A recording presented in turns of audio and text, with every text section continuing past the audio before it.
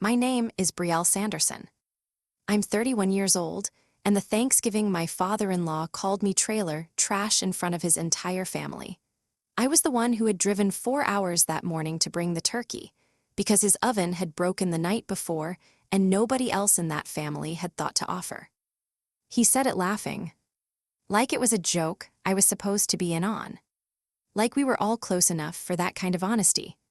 He stood up with his wine glass, looked around the table at his assembled family, and said he wasn't going to pretend he didn't know where I came from.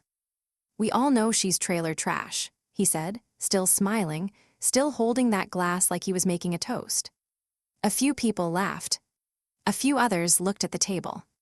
Nobody said a word to correct him. I had grown up in a single-wide trailer outside Macon, Georgia.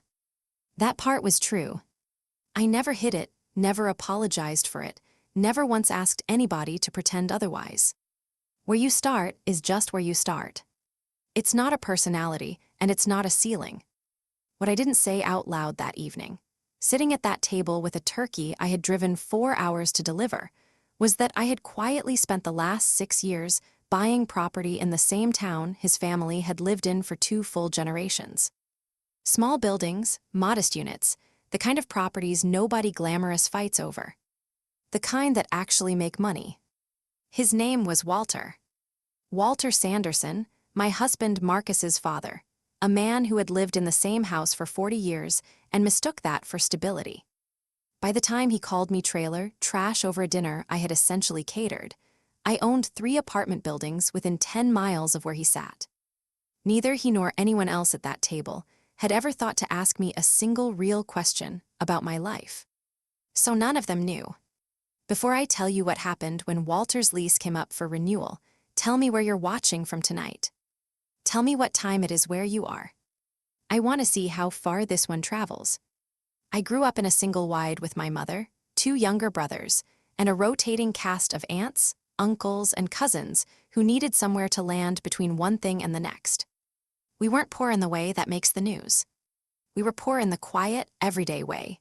The kind where you know the difference between a bill you can move and a bill you can't, where you learn before you're 10 years old that timing matters more than almost anything else. My mother ran that trailer like it was something to be proud of, because she believed it was. She kept the floors clean. She kept the budget written out on a piece of paper taped to the inside of the kitchen cabinet, every number accounted for. She taught me that a roof is infrastructure, not a status symbol. That you maintain it, you respect it, and you never, ever take for granted what it costs to lose one. I don't think she meant to teach me real estate. But she did. I put myself through community college working at a property management company. Started as a leasing assistant at 19, mostly making copies and answering phones, but I paid attention to everything. I watched how the numbers worked, how vacancy rates affected income, how small deferred maintenance problems became large structural ones, how a well-managed building in an unfashionable part of town could quietly outperform a flashy one in a trendy zip code every single year for a decade. By 24, I had saved enough to go in on a duplex with a business partner I trusted. It wasn't much to look at. It needed work. We did a lot of that work ourselves on weekends, which is how I learned that I was not afraid of the unglamorous version of anything. By 26, I bought out my partner's share and owned it outright. By 29, I had 6 properties, all small, all multifamily, all in working towns that weren't on anyone's radar as investment destinations, which was exactly the point. I met Marcus at a friend's wedding in Savannah when I was 27. He was easy to be around, funny in a way that didn't need an audience, and completely unimpressed by the version of wealth that requires an audience to mean anything. Those things mattered to me more than I could have articulated at the time. His family was a different situation. Old roots in the same county, a long sense of their own history, and a set of opinions about people like me that Walter made very little effort to conceal. The first time we met, at a birthday dinner for Marcus's mother, Walter asked me where I was originally from in a tone that wasn't curious. It was confirming. He'd already decided something, and he just wanted the details filled in. I told him. He nodded the way people nod when they've heard exactly what they expected.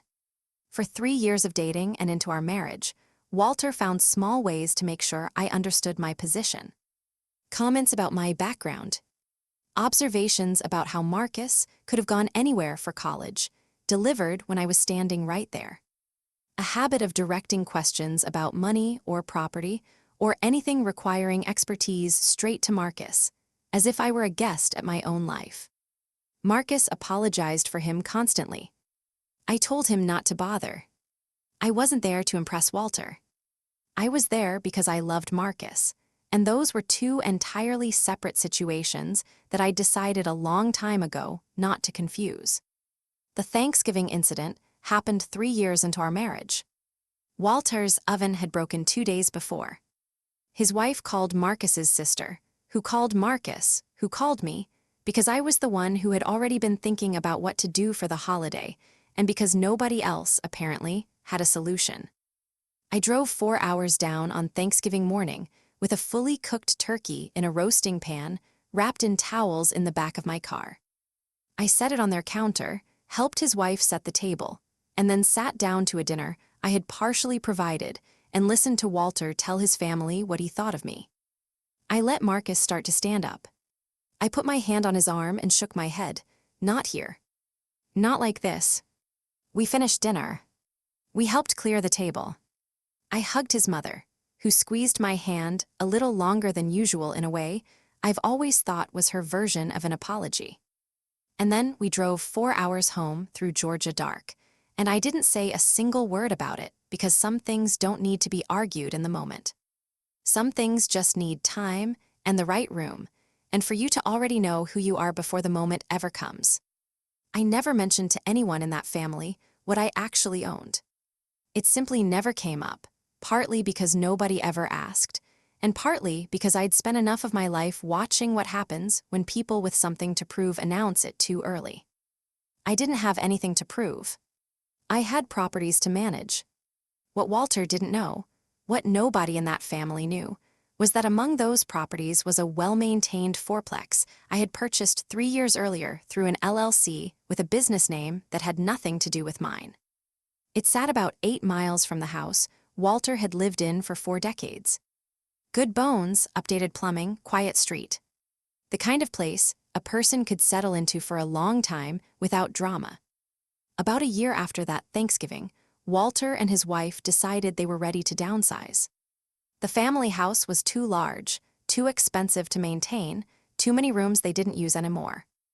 It was a reasonable decision, the kind 2 people in their late 60s make when the practicality of the situation finally outweighs the sentiment. They started looking at rentals. Walter called Marcus twice to talk about what they were finding. I heard one side of those conversations from the kitchen, the prices, the options, what they wanted in a lease. I didn't offer anything. I just listened. A few weeks later, one of my property managers called me about a unit that had come available in that fourplex. Nice unit, 2nd floor, recently painted, good light.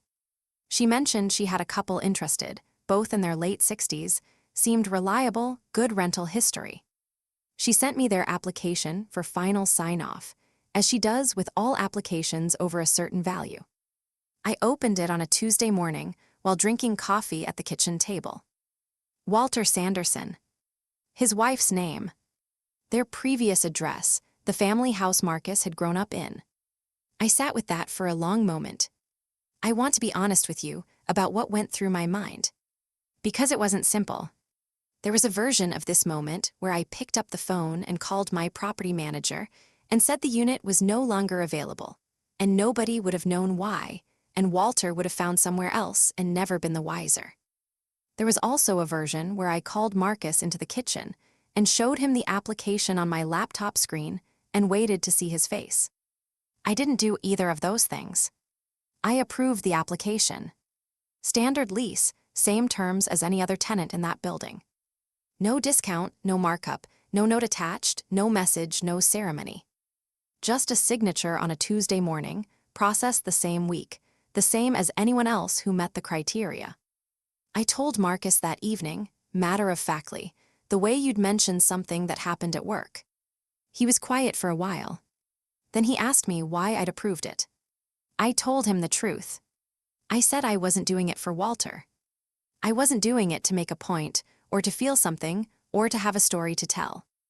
I was doing it because it was the right call on a clean application, and because the version of me who would have denied it to settle a score at Thanksgiving dinner 3 years ago was not a version of me I was interested in being. He said I was a better person than he was. I told him that wasn't true. I just had more time to think about it before he got home. Walter and his wife moved in 6 weeks later. Marcus and I helped them move Marcus's idea, not mine.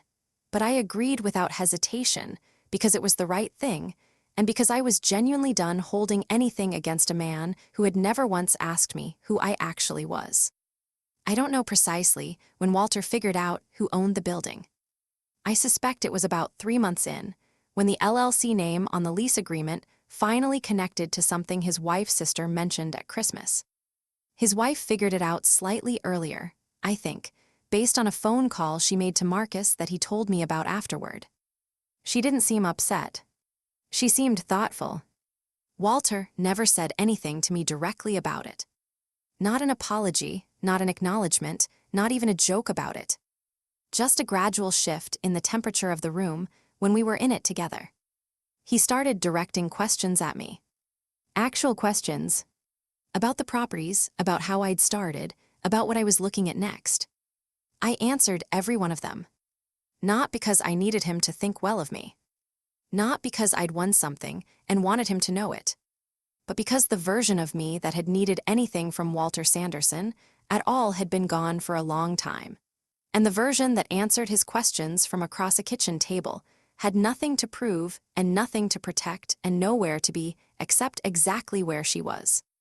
The rent check comes in every month now through the property management system, same as every other tenant. His name is in there the way any other name is in there. Sometimes I notice it. Sometimes I don't. What I think about, when I think about it at all, isn't the comment at the Thanksgiving table. It isn't the 4-hour drive with a turkey in the back of my car.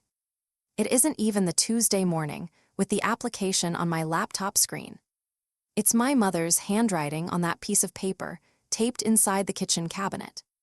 Every number in its column, every bill accounted for, the whole month laid out in front of her like a problem she already knew how to solve.